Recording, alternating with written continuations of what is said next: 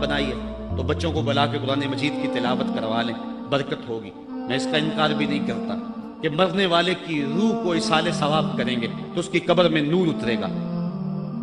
یہ بات بھی درست ہے کہ قرآن کے نور کے مقابلے میں کوئی ناری مخلوق نہیں ٹھہر سکتی، اس کے الفاظ کا دم کریں تو شفا نصیب ہوگی۔ لیکن مجھے بتاؤ، کیا قرآن مجید کے نزول کا مقصد یہ تھا؟ آپ کے شہر اقبال میں ہوا، اور اقبال سے پوچھ لیتے ہیں، بڑی خوبصورت بات کریں گے۔ ببندے صوفی و ملا اسیری حیات از حکمت قرآن گیری، بآیاتش ترا کار جزی نیست کہ از یاسین آساں بمیری۔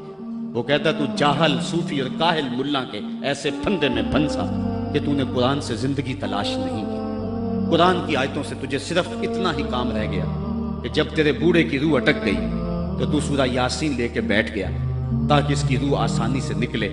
اقبال کہتے ہیں اس میں کوئی شک نہیں ہے کہ اس کی روح آسانی سے نکل جائے گی، لیکن مجھے تو افسوس تیرے پہ یہ ہے کہ تو نے قرآن سے بھی مرنا ہی سیکھا۔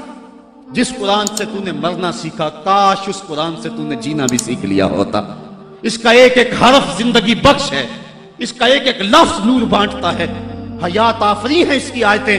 اور یہ کتاب برکت ہی نہیں، کتاب ہدایت بھی ہے، یہ کتاب رحمت لوگوں کو زندگیاں دیتی ہے، حیات بخش ہے یہ کتاب۔ اس سے وابستگی اختیار کرنے والا زندگی کا حسن پا جاتا ہے۔ لیکن تو نے اس قرآن سے بھی مرنا ہی سیکھا، اور تو نے اس کو بس اسی مقصد کے لیے قرآن کو پڑھا۔ کاش اس قرآن سے تو نے جینا بھی سیکھ لیا ہوتا اور زندگی کا حسن اس سے کشید کر لیا ہوتا۔ وَتَوَاصَوْا بِالْحَقِّ، حق سے مراد جو ہے وہ قرآن ہے۔ وَتَوَاصَوْا بِالصَّبْرِ، اور صبر سے مراد ایک تو دکھوں پہ صبر ہے، شدائد پہ صبر ہے۔ اور امام قرطبی اور امام رازی اور دیگر ائمہ تفسیر لکھتے ہیں اس سے مراد عبادت پر تسلسل یہ بھی مراد ہے، صبر سے مراد استقامت علی الدین بھی مراد ہے، اور صبر سے مراد جو ہے وہ مشکل حالات میں دین کے دامن کو تھامے رکھنا یہ بھی مراد ہے۔ آج میری اور آپ کی حالت یہ ہے کہ آج ایک فیشن کے طور پہ یہ بات کہی جاتی ہے جی دین پہ چلنا بڑا مشکل ہے۔ میں پوچھتا ہوں، دین پہ آج چلنا مشکل ہے یا جب بلال حبشی چلے تھے تو اس وقت چلنا مشکل تھا؟ آج تو ہم مسجد میں آئے تو قالین بچھے ہوئے تھے، گرم پانی دستیاب تھا، ہیٹر چل رہے تھے، اور ہم کہتے دین پہ چلنا بڑا مشکل ہے۔ ذرا ان سے پوچھو جن کی چمڑی بھی ادھیڑ کے رکھ دی گئی، جن کے جسموں کو لوہے کی ٹنگیوں سے چھید کیا گیا، لیکن انہوں نے نہیں کہا تھا کہ دین پہ چلنا مشکل ہے۔ حضرت بلال حبشی کو جو ہے وہ سنگریزوں پہ کھینچا جاتا ہے اور وہ کنکر ان کے جسم میں کھپ جاتے ہیں اور کھینچ کر کے پھر نکالا جاتا ہے، کبھی تپتے ہوئے کوئلوں پہ ان کو رکھا جاتا ہے۔ امیہ بن خلف چنگاڑتا ہے، بلال رک جاؤ، چمڑا ادھیڑ دیں گے، لیکن بلال مسکرا کے کہتا ہے تو تر شروع ہو کے گالی ہزار دے، یہ وہ نشہ ہی نہیں جسے ترشی اتار دے۔ اور بدنامی سے بڑھتا ہے محبت کا جنون، نشہ اتنا ہی تیز ہوتا ہے جتنی ہوا لگتی ہے، تو جو کرنا ہے کر۔ بلکہ بلال حبشی کو تپتی ہوئی ریت میں لٹایا اور سینے پہ رکھا پتھر، اور بلال مسکرا رہے، اور کوئی شخص پاس سے گزرا، کہا بلال مسکرا رہے ہو اور یہ تمہارے اوپر اتنا ظلم اور جبر کر رہے ہیں؟ تو بلال حبشی نے جو جواب دیا، کہا تم بازار میں جاتے ہو نا مٹی کا برتن خریدنے، تو اس کو بھی ٹھونک بجا کے دیکھتے ہو کہ اس کی آواز تو ٹھیک ہے، کہیں کچا تو نہیں ہے۔ کہا تم تو برتن بھی خریدتے ہو تو ٹھونک بجا کے دیکھتے ہو، میرا رب بلال کی خریداری کر رہا ہے، وہ ٹھونک بجا کے دیکھ رہا ہے کہ کہیں بلال کچا تو نہیں ہے۔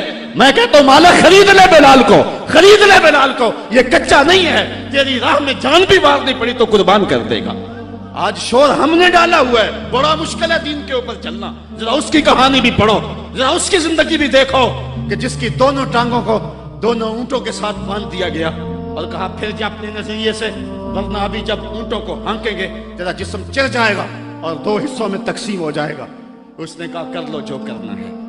اور جب اونٹوں کو ہانکا لگایا گیا، ہمیں تاریخ بتاتی ہے کہ جب اس کا جسم چرنے لگا اور سرخ سرخ قطرے گرنے لگے تو ہماری عقل تو یہی کہتی ہے کہ اس نے چیخوں سے آسمان کو سر پہ اٹھا لیا ہوگا، لیکن ہمیں تاریخ نے بتایا جب تک زبان بولتی رہی اس کے لبوں پہ یہی تھا، فزت برب الکعبہ، فزت برب الکعبہ، کعبے کے رب کی قسم میں زندگی کی بازی جیت گیا ہوں۔ آج شور ہم کر رہے ہیں، یار ہم سے تو وہ عورت اچھی، ابھی دور کی بات نہیں ہے، اقبال نے نظم کیا، وہ ایران کی طاہرہ نامی عورت جس کو ایک کنویں کے کنارے کھڑا کیا اس کے سامنے اژدہا ڈالے اس کنویں کے اندر اور بچھو ڈالے اس کنویں کے اندر. کہا پھر جا اپنے نظریے سے ورنہ اس میں پھینک دیں گے تجھے. اس نے کہا مجھے ایک رات کی مہلت دے دو. کہا جا دی. رات گزر گئی. پھر وہاں لے جایا گیا, کنویں کے کنارے کھڑا کیا گیا. وہ کنواں جس میں اس کے سامنے بڑے بڑے سانپ اور اژدہا ڈالے تھے. کہا پھر جا اپنے نظریے سے ورنہ تجھے دھکا دے دیں گے اور یہ سانپ تیری بوٹیاں نوچ لیں گے. اس نے کہا پھینک دو. کہا تو نے رات سوچا نہیں ہے؟ کہا میں نے سوچنے کے لیے رات تو نہیں مانگی تھی, میں نے رب کی عبادت کے لیے مانگی تھی, میں نے تو استقامت طلب کرنے کے لیے مانگی تھی, رب سے یہ عرض کرنے کے لیے رات مانگی تھی مالک عورت ذات ہوں, اور میرے سامنے اتنے سانپ اور اتنے بچھو پھینکے گئے, اور جب میں ڈالی گئی نا اس کنویں میں تو وہ میری بوٹیاں توڑیں گے, مجھے ڈنگ ماریں گے. کہیں ایسا نہ ہو کہ میری چیخوں کی آواز غیر محرم سنیں اور پھر وہ تمسخر اڑائیں اس پہ, اور محمد عربی کی امت کی ایک باندی پر وہ تمسخر اڑائیں اور کہے اڑائیں. میرے مالک مجھے صبر دے دے, مجھے حوصلہ دے دے, اور میں نے رب سے یہ حوصلہ مانگ لیا ہے, اب پھینک دو, تم میری چیخ نہیں سنو گے. ہم میں سے تو وہ عورت اچھی تھی, اور آج ہم جو ہے وہ کہتے ہیں بڑا چلنا مشکل ہے دین پہ. ان کی چمڑیاں بھی ادھیڑ دی گئی. حضرت خباب بن ارت کے ساتھ کیا نہ ہوا, حضرت سمیہ کے ساتھ کیا نہ ہوا, حضرت زنیرہ کے ساتھ کیا نہ ہوا. بڑے تاریخ عظیمتوں پہ مشتمل تمہاری تاریخ ہے, اور آج ہم کس جگہ پہ کھڑے ہیں, اور آج ہم دین کے لیے تھوڑی سی تکلیف بھی برداشت نہیں کرتے, بلکہ ہماری بے غیرتی کا حال تو یہ ہے کہ بیرون ملک جانے کے لیے لوگ اپنے آپ کو مرزائی نہیں لکھ رہے. مرزائی ختم نبوت کا باغی ہے, مرزائی گستاخ رسول ہے. ایک منٹ کے سینکڑویں سیکنڈ کے مطابق بھی جو ہے وہ اپنے آپ کو گستاخ رسول کو کہلوانا کیسے مومن گوارا کر سکتا ہے. آج کتنے لوگ ہیں جو مرزائی لکھ کے بیرون ملک چند ٹکوں کے لیے جو ہے وہ اپنا دین بیچ رہے ہیں. کہاں وہ لوگ اور کہاں یہ زمانہ. وتواصوا بالصبر, دکھ آئے گھر میں چولہا نہ چلے کوئی بات نہیں ہے, ہمارے نبی کی یہ سنت بھی ہے, ایک ایک مہینہ گھر میں کبھی چولہا حضور کے نہیں جلا کرتا تھا.